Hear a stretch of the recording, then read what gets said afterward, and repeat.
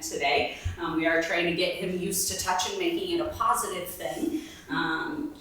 And then other than that, just, enjoy the experience of getting to see Theo while he is very young and learning. So he may not do everything that we ask of him, and that's perfectly fine. Like we said, he's still learning. He already has a lot of behaviors. He has some good manners. He knows how to wear his harness and leash. Obviously, we're showing off sit right now. He knows up, he knows down, and right now he's learning target and a hurdle behavior where he's going to jump over hurdles. So for just a short time of having him, he has learned a lot of different things so far. Now he is a Caracal and he is an African savanna cat. So who has a guess on where he comes from? Africa, exactly. So he's got a few things and adaptations to help him be suited for that African environment. So what's one of those things you guys see on him that you think is going to help him live in Africa? What do you think? The tall ears. The tall ears, exactly. So those are unique to lynxes and the Caracal. Scientists don't know exactly what those tufts on the ears are for, but they are thinking that it's a couple of different reasons. One, it's going to help keep those flies off, because there's obviously lots of flies in the African savanna. It's also going to help funnel in the sound towards his ears so he can hear things better, because as much as he is a feline and he is a predator, he is one of the smaller predators out in Africa. So he is only going to get about 40 pounds, which is going to be about double his size that he is currently. If you've already been out in the park and you've seen Gretel or other Caracal, the males are slightly larger than the females, and I will say Gretel is a little on the petite side for a Caracal. The other thing that those tips are used for him is these guys will actually go in burrows or tunnels of other animals, either looking for a Sit. Good boy. I don't want to sit for very long today. It's like I'm sitting right over there for a second. Let's try up here. Like I said, he is still an ambassador in training, so hopefully maybe in a few months if you come back and do our small cat meet and greet, you guys will be able to see the progression of his training.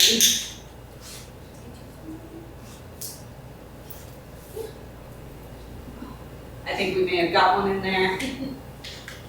All right. Thank you. Yeah. He's like, I will only do it if I get food.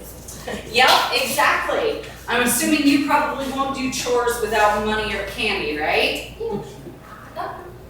Yeah, exactly. So we use positive reinforcement training here. And what that means is when we ask them to do something and they do it, they get some sort of reward. Now, if Theo doesn't do what we ask, no big deal. That's his choice. He just won't get the reward at that moment.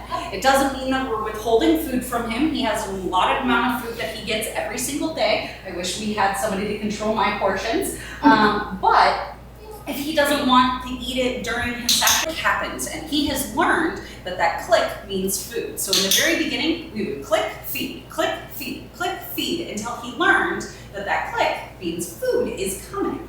It's like, I'm going to eat the... Yeah, he still is. Sure, he still is a baby, so he is still learning things and sometimes is, wanting to chew on things. Okay, so we have got a big bag of toys. This is not a toy, that's his target stick. So if you guys want to go ahead and just choose a toy out of here each. So each pick a toy.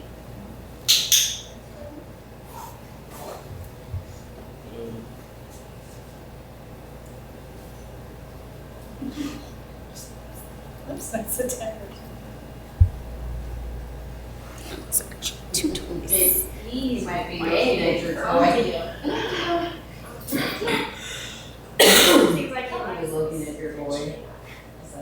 Perfect. Okay, so Cassie's going to go ahead and bring him a little bit closer. And what's going to happen is when he sits and Cassie gives us the heads up or the okay, you're going to go ahead and toss the toys in his direction. We ask that you don't toss them directly at him with force or our training, please. So obviously he is a baby, so babies enjoy toys, and these are generally supervised toys. You can go ahead and toss them. Cassie said it was okay. It's like, oh no, what do we choose first? Toys help mimic play out in the wild. Normally he would have some sort of sibling that he would be able to play with, chase with, bite on, and we obviously don't want him to bite on us because that would be bad manners. So he has learned that he is allowed to bite on these toys. So if we're in a play session with him, we can play with him without him biting on us. So that's a very important thing for him and any ambassador to learn is general manners. So he needs to learn how to not bite, not claw, not jump on us, and walk on that nice ledge.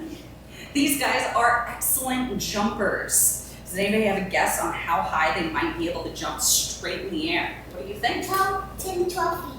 Oh my goodness, you are so smart. That is exactly it. 12 to 10 feet straight in the air. That would be like 2+ of me stacked right on top of each other. Now the reason why he does that is because he needs to be able to catch birds. Oh, that toy may need to be a no-go toy anymore. So yeah, he's gonna catch birds directly out of the air as a yummy little snack. Now, what about his coloring? Do you think that coloring is going to help him in his environment?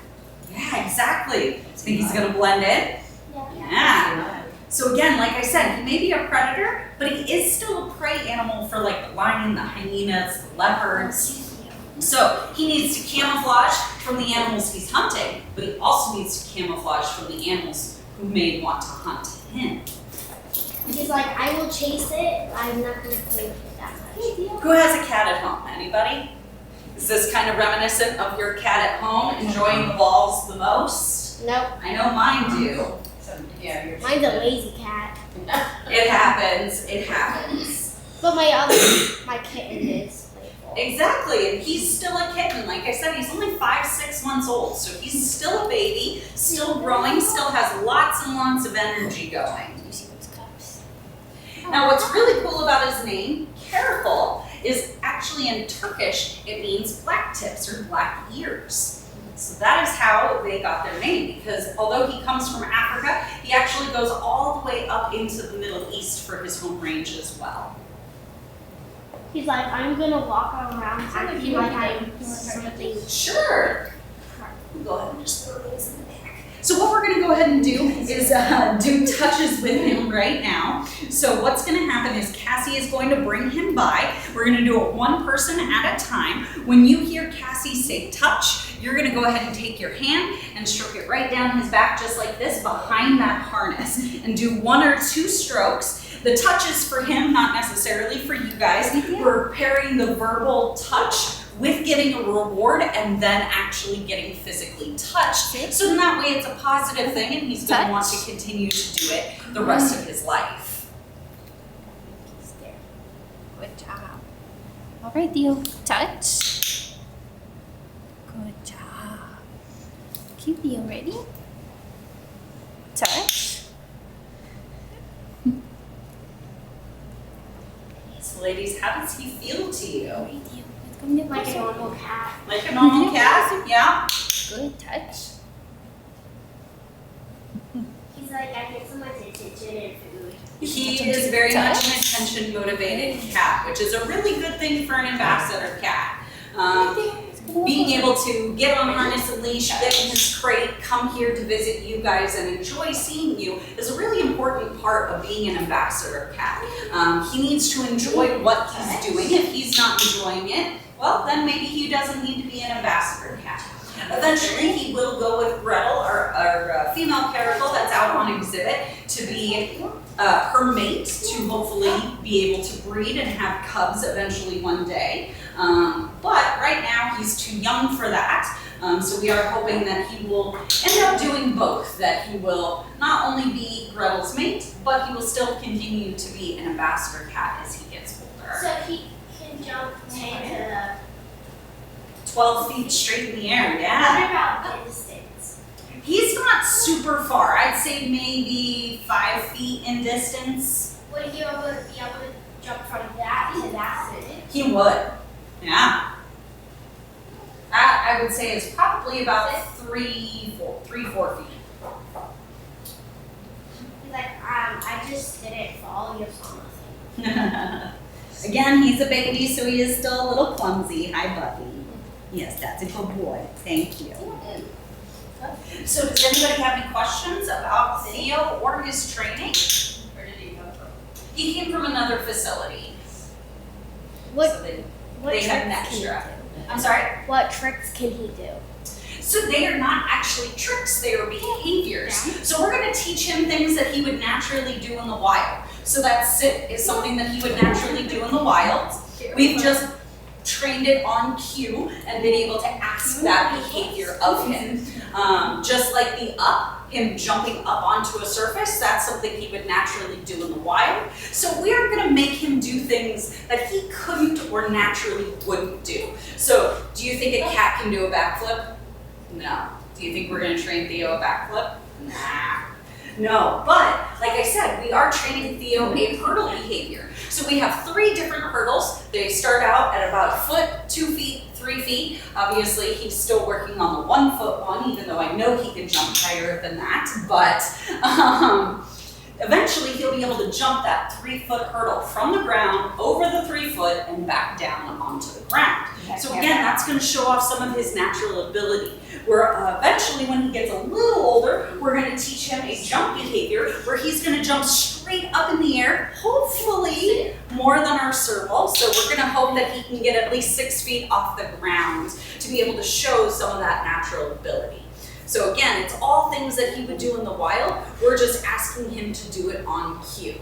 Does Theo have any siblings? He does have siblings, just not here at Tanganyika. They have all gone off to completely different facilities to fulfill different roles. So some of them are ambassador cats, other ones are just exhibit cats, other of his siblings are going to be mates for another cat out there once they get old enough, just like Theo. That must be sad to be separated from their siblings. You know, it sounds sad, but these guys are solitary cats, which means that they like to live by themselves out in the wild. So they're only going to stay with mom just long enough. At this age, he would already be on his own, fending for himself out in the wild. So it's not anything that's unnatural for him. The lions are about the only cats that are really social cats and live in groups together. So this guy really does prefer to be by himself when it comes to other cats. These are some great questions. Anybody else? Are they endangered? They're not endangered. These guys are a generalist cat, which means that they can pretty much hunt a lot of different things. So birds are going to be their main, but any small rodent or little lizard, that sort of thing, is all going to be in his wheelhouse of being able to catch and being willing to eat. So these guys don't have a huge problem on that end, but what they do have is habitat loss. So that is something that eventually is going to be a concern for them. Them being on the smaller side definitely helps on whether or not how threatened they are or that sort of thing. Obviously the lions, being some of the bigger predators out on the savannah, definitely are going to be endangered here soon. They're kind of on the threatened list just because of, again, space availability for them to be able to roam. But also you have to think about a bigger predator means that they're going to need more food, which means they're going to need bigger prey. And unfortunately, some of that bigger prey is also starting to become threatened, which is going to be, in turn, a problem for those bigger guys. How did y'all name him, Theo? Like, where did he get his name from? We named him, we as the carnivore group, kind of what he has. So his name is fully Theodore. He has a full proper name, but we call him Theo. Are these species the closest acting to house cats? I think it just depends on the individual cat. Obviously, you're seeing him do a lot of things that look and can sound like a domestic cat, but this guy very much has that wild instinct and that wild streak in him, and it's something that we've been working with him since day one when we got him, is to be a well-mannered cat. You can still be a serval or a caracal. We want you to be a caracal. We just don't want you to be a wild caracal because we are going to be working with you. So we have started by hand feeding him all of his food to make sure that he understands that the food is coming from us, but we aren't going to be taking that food. So sometimes you'll notice that Cassie will feed him and leave her hand there because he's still investigating, he's still licking, and we don't want him to think that we're taking the food away. We want him to make the choice to walk away from our hand. So we do a lot of things to work on manners and have him understand that he can have his claws, he can have his teeth, he can use them on the toys, he just can't use them on us. Has he ever used his claws or teeth on you?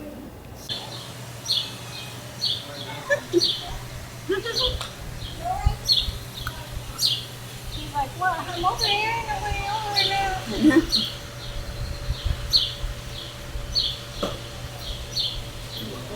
He seems like he wants to play with people though, just like that.